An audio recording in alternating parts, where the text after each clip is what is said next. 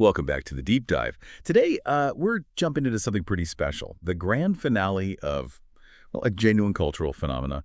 We are talking Harry Potter and the Deathly Hallows, the seventh, the final book in J.K. Rowling's huge series. Just saying that title, for so many of us, it just brings back, well, a lot. The scale, the sheer emotional weight of this one, Yeah. it's immense. It really felt like the end of an era. It really did. Published back in 2007, Deathly Hallows is this incredible blend, isn't it? Fantasy, adventure, and that really powerful coming-of-age story that, defined the whole series. It was the culmination of, what, a decade-long journey for millions of readers. Absolutely. And so our mission for this deep dive today is to really unpack it. We want to look at the core plot, those moments that just changed everything, some surprising reveals, and maybe most importantly, dig into those themes that make this book still feel so resonant, so impactful. We've tried to pull out the key bits from the source material for you. So let's kick things off right where I think the endgame truly begins. After Dumbledore's death, which was just devastating, Harry makes this huge decision, a really defiant one actually. He's not going back to Hogwarts. No. Instead, he's taking on Dumbledore's final mission. Incredibly dangerous. Finding and destroying Voldemort's remaining Horcruxes. A quick reminder for anyone needing it, those dark objects with bits of Voldemort's soul, the key to his immortality, basically. And crucially, he's not doing it alone. Ron and Hermione are right there beside him, stepping into the unknown. Yeah, and what's so striking is how their lives just instantly change, completely flipped upside down. They go from, attending Bill and Fleur's wedding, this tiny glimpse of normalcy, of joy, straight into chaos. They learn the Ministry of Magic has fallen, Voldemort's in control, and boom, the trio is on the run, constantly hiding, chasing these cryptic clues Dumbledore left behind. The world is suddenly openly hostile, which makes you wonder, how does that constant danger, being hunted, having none of their usual support systems, how does that really shape them individually and, their bond? That's such a critical point, that bond under pressure. Yeah. They have to rely on each other in ways they never imagined. And it's right in the middle of that stress, trying to figure out Dumbledore's plan, Yeah. that they stumble onto something, well, ancient. Yeah. And incredibly significant. The legend of the Deathly Hallows. And this isn't just about, powerful gadgets. It's a legend about mastering death itself. And here's where it gets really fascinating. The legend talks about three specific objects. You've got the Elder Wand, supposed to be unbeatable. Then the Resurrection Stone, which can bring back echoes of the dead. Not the people themselves, but echoes. And the True Invisibility Cloak. Not just any cloak, but one that offers, perfect invisibility. Mastery over being seen. Right. And Harry starts to piece it together. He realizes Voldemort isn't just after general power. No, he's specifically hunting the Elder Wand. He thinks it'll make him invincible. But he misunderstands its true nature, its allegiance, which becomes so important later on. Oh, absolutely. And their journey, as you'd expect, is just full of challenges and some really, really painful betrayals that push them right to the edge. One of the hardest moments, I think it really shows the pressure they're under, is when Ron, he leaves temporarily out of frustration, the emotional toll, maybe even jealousy. Yeah, that was tough to read. It was. But what makes it so powerful is his return. He comes back, saves Harry's life in a really critical moment. It's not just redemption for Ron. It really cements that their friendship, even when it's severely tested, is fundamentally unbreakable. That's true. And the stakes just keep climbing, don't they? They pull off this incredibly daring break-in at Gringotts, the Wizarding Bank, trying to get a Horcrux from Bellatrix Lestrange's vault. Which is, talk about high tension, shows their cleverness, but also just how desperate things are. Totally.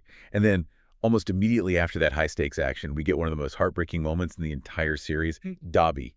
Right. Dobby the house elf, who's just pure loyalty and courage, really.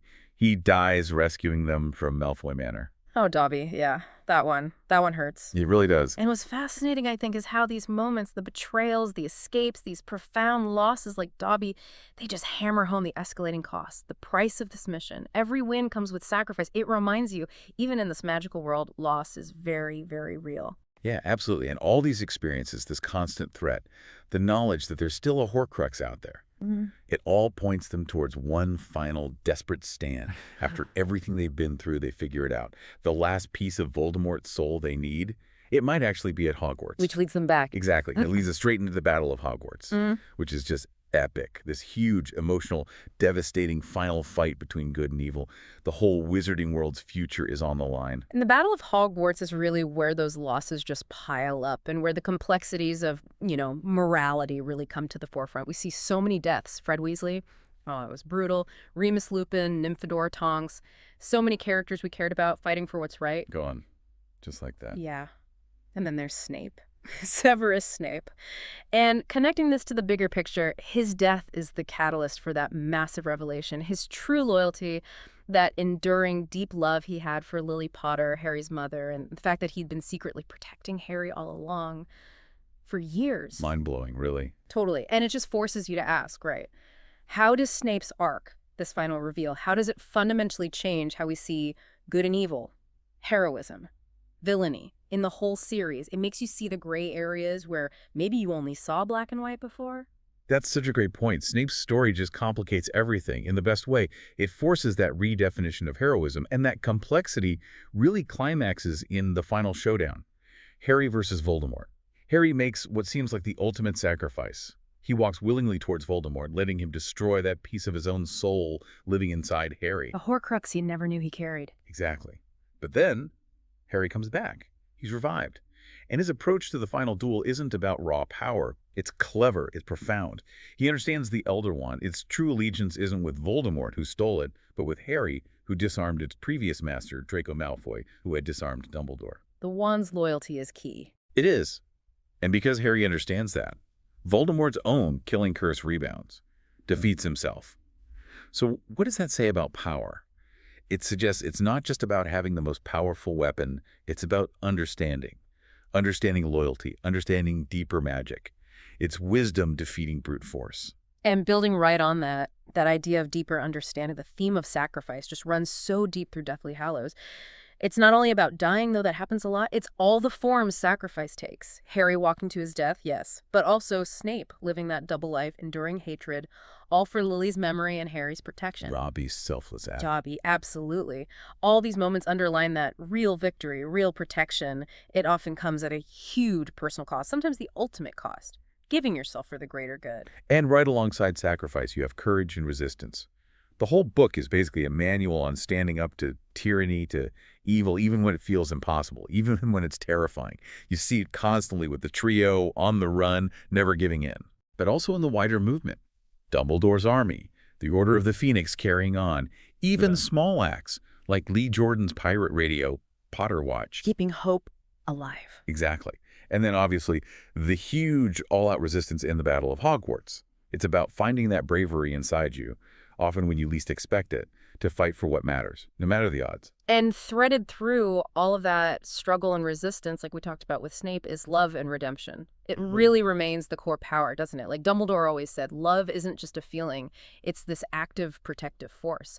Ultimately, it's what defeats Voldemort. It's the shield that protected Harry as a baby. It's the motivation that redeems Snape. It's the bond that keeps the trio going. Yeah. And what's really interesting is how the book keeps reinforcing that. It shows that even characters who seem lost, seem unforgivable, might find a path back through love. It makes the world feel more complex, but also more hopeful, maybe. I think so. And finally, Deathly Hallows really goes deep on death and legacy. It doesn't shy away from it. The book tackles that difficult, but really essential theme of accepting death as part of life. It's not about fearing it, but understanding it. And it emphasizes how people are remembered, not just for being alive, but for their actions, their impact, what they stood for. We see that so clearly with everyone lost in the battle, Fred, Lupin, Tonks, Snape, Colin Creevey, so many. Their legacies aren't just about grief. They're carried forward by the survivors. Their sacrifices shaped the peace that followed. They weren't in vain. That leads perfectly into the epilogue, doesn't it? That final chapter, 19 years later. It's powerful, kind of wistful. It gives us this glimpse of Harry, Ginny, Ron, Hermione at King's Cross sending their own kids off to Hogwarts. It brings everything full circle in a really poignant way. It really does. And significantly, Harry names one of his sons Albus Severus Potter, honoring both Dumbledore and Snape. That small act, it signals peace has returned, sure.